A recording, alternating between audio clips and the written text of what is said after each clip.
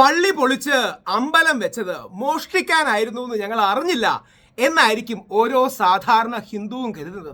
ശ്രീരാമനും അയ്യപ്പനും ഭഗവതിയും പരമശിവനും എല്ലാം ഈ നാട്ടിലെ ഹിന്ദുക്കളുടെ ഇഷ്ടപ്പെട്ട ദേവതകളാണ്, ഡീറ്റീസ് ആണ്. ആ ശ്രീരാമന്റെ അയോധ്യ രാമജന്മഭൂമി എന്ന സുപ്രീം കോടതി കരിഞ്ഞു നൽകിയ സ്ഥലത്തുണ്ടാക്കിയ ക്ഷേത്രത്തിൽ നിന്ന് മോഷ്ടിച്ചത് തീവ്ര ഹിന്ദുത്വവാദികൾ ആണ് എന്ന് ഉറപ്പാകുന്നു. 17 പേരുടെ പേര് വെച്ച് എല്ലാവരും ട്രസ്റ്റുമായി ബന്ധപ്പെട്ട് നിൽക്കുന്നവർ 17 പേരുടെ പേരിൽ FIR ഇട്ടു എന്നാണ് വാർത്തകൾ വരുന്നത്.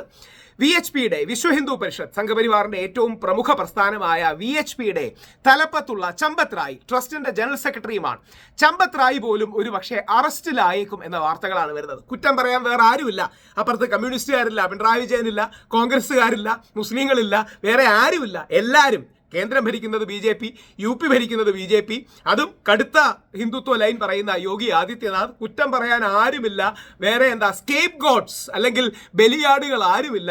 യഥാർത്ഥത്തിൽ ചമ്പത് റായ് അടക്കം നേതൃത്വം നൽകിയോ അറിയിപ്പോടോ കൂടിയാണ് ഈ കൊള്ള നടന്നതാണ്. അദ്ദേഹത്തിന്റെ പല എയ്ഡുകൾക്കും സഹായികളും അതിഭീകരമായി സമ്പന്നരായി എന്നൊക്കെയുള്ള വാർത്തകൾ വരും. നമുക്ക് എന്തായാലും ഏഷ്യാനെറ്റും മനോരമയും കേരളത്തിലെ ഏറ്റവും 2 പ്രമുഖ ചാനലുകളുടെ വാർത്ത കേൾക്കാം. രാമക്ഷേത്രത്തിലെ സംഭാവന തട്ടിപ്പിൽ ക്ഷേത്ര ട്രസ്റ്റ് ജനറൽ സെക്രട്ടറിയും വിശ്വ ഹിന്ദു ഉപാധ്യക്ഷനുമായ ചമ്പത് റായ്ക്കെതിരെ കേസെടുത്തേക്കും. ട്രസ്റ്റിലെ കൂടുതൽ അംഗങ്ങൾക്കെതിരെയും നടപടി വരാൻ സാധ്യതയുണ്ട്. വിശദമായ അന്വേഷണത്തിന് പ്രത്യേക സംഘം വീണ്ടും അയോധ്യയിലെത്തി. അയോധ്യ സംഭാവന തട്ടിപ്പിൽ മുതിർന്ന സംഘപരിവാർ നേതാവിന് കുരുക്കുമുറുകുന്നു. ചമ്പത് റായ്ക്കെതിരെ കേസെടുക്കാവുന്ന എല്ലാ സാഹചര്യ തെളിവുകളും ഉണ്ടെന്നാണ് പ്രത്യേക അന്വേഷണ സംഘത്തിന്റെ റിപ്പോർട്ടിൽ വ്യക്തമാക്കുന്നത്. ക്ഷേത്രത്തിലേക്ക് കിട്ടിയ സംഭാവനകൾ കൃത്യമായി രേഖപ്പെടുത്താത്തത് വലിയ കൃത്യവിലോപമാണ്. 2020 ഓഡിറ്റിൽ ട്രസ്റ്റിന്റെ പ്രവർത്തനം സുതാര്യമല്ലെന്ന് മുന്നറിയിപ്പ് നൽകിയിട്ടും ചമ്പത് റായ് ഇടപെട്ടില്ല. കോടിക്കണക്കിന് രൂപയുടെ ആഭരണങ്ങളും മറ്റും ക്ഷേത്രത്തിലേക്ക് വ്യവസായികൾ വഴിപാടായി എത്തിച്ചത് ചമ്പത് റായ് മുഖേനയാണ്. ഒരു രസീത് പോലും കിട്ടിയില്ലെന്നാണ് വ്യവസായികൾ പരാതിപ്പെട്ടത്. ചമ്പത് റായുമായി അടുപ്പമുള്ള ചില ജീവനക്കാരുടെ വീട്ടിൽ നിന്ന് ക്ഷേത്രത്തിലെ ആഭരണങ്ങൾ കണ്ടെടുത്തതായും അന്വേഷണ റിപ്പോർട്ടിൽ സൂചനയുണ്ട്. ട്രസ്റ്റ് അംഗം അനിൽ മിശ്ര, അഡ്മിനിസ്ട്രേറ്റർ ഗോപാൽ റായ് അടക്കം 17 പേർക്കെതിരെ കേസെടുക്കാവുന്നതാണെന്നാണ് അന്വേഷണ റിപ്പോർട്ട്. ചമ്പത് റായ്ക്ക് കുരുക്കുമുറുകുന്നുവെന്ന് കണ്ടതോടെ VHP നേതൃത്വം തള്ളിപ്പറഞ്ഞു. കുറ്റം ചെയ്തവർ ശിക്ഷിക്കപ്പെടണമെന്നും ട്രസ്റ്റോ അനുബന്ധ പ്രസ്ഥാനങ്ങളോ ഉത്തരവാദികളല്ലെന്നും ജോയിന്റ് സെക്രട്ടറി സുരേന്ദ്ര ജെയിൻ വ്യക്തമാക്കി. SIT से भी निवेदन करूंगा, जो भी इस तरह के आरोप लगाए जा रहे हैं उनको भी बुलाएं, उनसे पूछें कि इस विषय में तथ्य क्या है. जो सत्य पाता है दोषी व्यक्ति दंडित होना चाहिए. ചമ്പത് റായ്ക്കെതിരായ നടപടിയിൽ കേന്ദ്ര സംസ്ഥാന സർക്കാരുകളുടെ നിലപാട് നിർണായകമാകും. സംരക്ഷിക്കാൻ നിന്നാൽ വരുന്ന ഉത്തർപ്രദേശ് നിയമസഭാ തെരഞ്ഞെടുപ്പിൽ കനത്ത തിരിച്ചടി നേരിടേണ്ടി വരുമെന്ന മുന്നറിയിപ്പ് BJPക്കുള്ളിൽ തന്നെ ഉയർന്നിട്ടുണ്ട്. ഏഷ്യാനെറ്റ് ന്യൂസ്, ദില്ലി. അതായത് സംരക്ഷിച്ചാലും പ്രശ്നമാണ്, സംരക്ഷിച്ചില്ലെങ്കിലും പ്രശ്നമാണ്. എന്തായാലും വ്യക്തമായിട്ടുണ്ട് ഇതിന്റെ പിന്നിൽ ഇവർ തന്നെയാണ്, അതിന് യാതൊരു സംശയവുമില്ല. നമുക്ക് മനോരമ വാർത്ത കൂടെ കാണാം. ശ്രീരാമ ക്ഷേത്രത്തിൽ ഭക്തരുടെ സംഭാവനയിൽ നിന്ന് കോടികൾ തട്ടിയ സംഭവത്തിൽ കുറ്റാരോപിതനായ ക്ഷേത്ര ട്രസ്റ്റ് സെക്രട്ടറി ചമ്പത് റായ്ക്കെതിരെ കൂടുതൽ ആരോപണങ്ങൾ. ക്ഷേത്രവുമായി ബന്ധപ്പെട്ട സാമ്പത്തിക വിവരങ്ങൾ ജില്ലാ ഭരണകൂടം ആവശ്യപ്പെട്ടിട്ടും നൽകാൻ തയ്യാറായില്ല. SIT അന്വേഷണം നടക്കുന്നു എന്ന പേരിലാണ് വിവരങ്ങൾ നൽകാതിരുന്നത്. വിശദാംശങ്ങൾ ഡൽഹിയിൽ നിന്ന് ജിതിൻ ചന്ദ്രൻ നൽകും. ജിതിൻ, അയോധ്യയിലെ സാമ്പത്തിക തട്ടിപ്പിനെ ദിവസം വന്നുകൊണ്ടിരിക്കുന്നത്. ചമ്പത് റായ് എന്തുകൊണ്ട് ഈ വിവരങ്ങൾ ജില്ലാ ഭരണകൂടത്തിന് പോലും കൈമാറാതെ നിൽക്കുന്നു എന്നാണ് മനസ്സിലാക്കുന്നത്.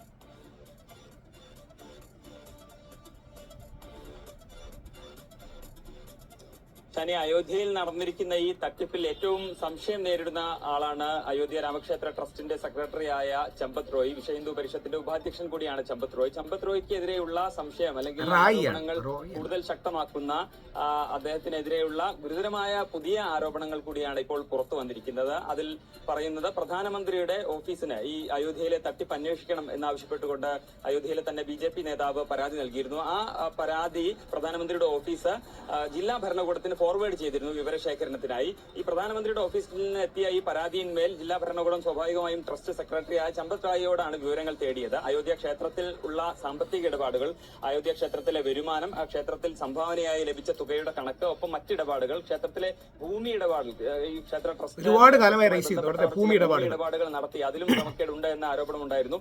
അതുമായി ബന്ധപ്പെട്ട വിവരങ്ങൾ എല്ലാമാണ് ചമ്പത് റായിയോട് ജില്ലാ ഭരണകൂടം ആവശ്യപ്പെട്ടത്.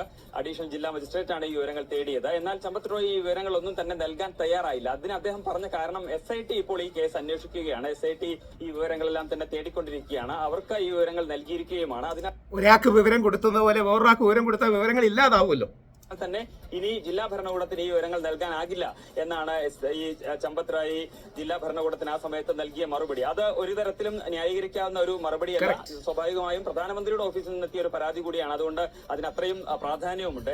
പ്രധാനമന്ത്രിയുടെ ഓഫീസിൽ നിന്ന് പരാതി എത്തിയിട്ട് പോലും, പ്രധാനമന്ത്രിയുടെ ഓഫീസ് ഫോർവേഡ് ചെയ്ത പരാതിയാണെങ്കിൽ പോലും ഈ തീവ്ര ഹിന്ദുത്വവാദികൾ കള്ളത്തരം കാണിച്ചു എന്നുള്ളതാണ്. എന്നിട്ട് പോലും ചമ്പത് റായ് ആ വിവരങ്ങൾ നൽകാൻ തയ്യാറായില്ല എന്നത് ചമ്പത് റായ്ക്കെതിരെയുള്ള സംശയങ്ങൾ, ചോദ്യങ്ങൾ ബലപ്പെടുത്തുന്നതാണ് ഷാനി.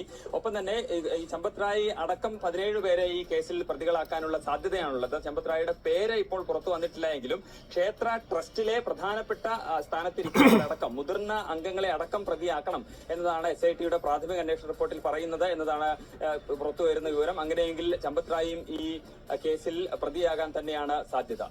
ഷാനി, ഈ ചമ്പത് റായ്ക്ക് ഇത്രയും കോൺഫിഡൻസ് നൽകുന്ന രാഷ്ട്രീയ പശ്ചാത്തലം എന്താണ് ജിതി?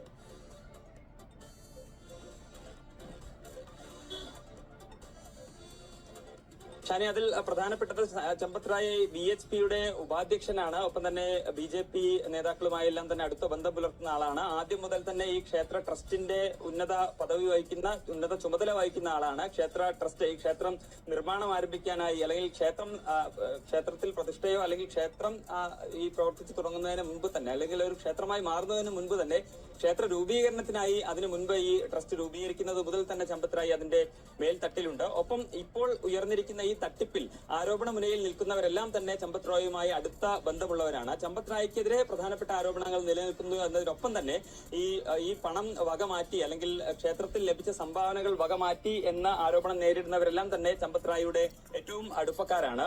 ഒപ്പം ചില തെളിവുകൾ, അല്ലെങ്കിൽ ഈ ക്ഷേത്രത്തിൽ നിന്ന് മാറ്റിയ പണം, ഈ സ്വർണ്ണ വെള്ളി ഉരുപ്പടികളെല്ലാം തന്നെ ചമ്പത് റായിയുടെ അടുപ്പക്കാരുടെ വീടുകളിൽ നിന്ന് കണ്ടെടുക്കുന്ന സംഭവമുണ്ടായി. ചമ്പത് റായിയുടെ ഡ്രൈവറായി നേരത്തെ പ്രവർത്തിച്ചിരുന്ന, ഇപ്പോൾ ക്ഷേത്ര ട്രസ്റ്റിൽ അംഗവും BHPയുടെ ഭാരവാഹിത്വം എല്ലാം വഹിക്കുന്ന ടിന്നു എന്ന ആളുടെ കയ്യിൽ നിന്ന് ഈ ക്ഷേത്രത്തിലെ സംഭാവന പെട്ടികളുടെ താക്കോൽ വരെ കണ്ടെടുക്കുകയുണ്ടായി. അങ്ങനെ ചമ്പത് റായുമായി അടുപ്പമുള്ളവർക്കും ഈ തട്ടിപ്പിൽ കാര്യമായ പങ്കുണ്ട് എന്നത് ഇതിനോടകം തന്നെ വ്യക്തമായതാണ്. ചമ്പത് റായെ സംരക്ഷിക്കില്ല ഉള്ള ഒരു നിലപാട് അത് പരോക്ഷമായി BHP പറയുന്നുണ്ട്. BHPയുടെ ഉന്നത നേതാവ് തന്നെ ആരാണോ കുറ്റം ചെയ്തവർ അവരെല്ലാം തന്നെ ശിക്ഷിക്കപ്പെടണം, അവരുടെ പദവി അക്കാര്യത്തിലൊരു ഘടകമായില്ല എന്ന് പറഞ്ഞിട്ടുണ്ട്. എങ്കിൽ പോലും ഷാനി ഉന്നയിച്ചതുപോലെ ചില രാഷ്ട്രീയ നേതാക്കളുടെ സംരക്ഷണം ചമ്പത് റായിക്ക് ലഭിച്ചേക്കും എന്ന ഒരു വിവരം ഉണ്ടായിരുന്നു. അത് ഇനി എത്രത്തോളം ഉണ്ടാകും എന്നതാണ് വരും ദിവസങ്ങളിൽ അറിയേണ്ടത്. ഇതാണ് നമ്മുടെ നാടിന്റെ ഗതി. ശ്രീരാമനെ പോലും കൊള്ളയടിക്കാൻ, ഗാന്ധിജിയുടെയാണ് ശ്രീരാമനെ വീണ്ടും, അതായത് രാമഭക്തി എന്നുള്ളത് ഒരു സോഷ്യോ സ്പിരിച്വൽ ഹാർമോണിയസ് പ്രൊജക്റ്റായി കൊണ്ടുവന്നത് ഗാന്ധിജിയാണ്. ആ ഗാന്ധിജിയുടെ ഇന്ത്യയുടെ രാമനെ കക്കാൻ പോലും തീവ്ര ഹിന്ദുത്വവാദികൾക്ക് മടിയില്ല എന്നുള്ളതാണ് വ്യക്തമാകുന്നത്.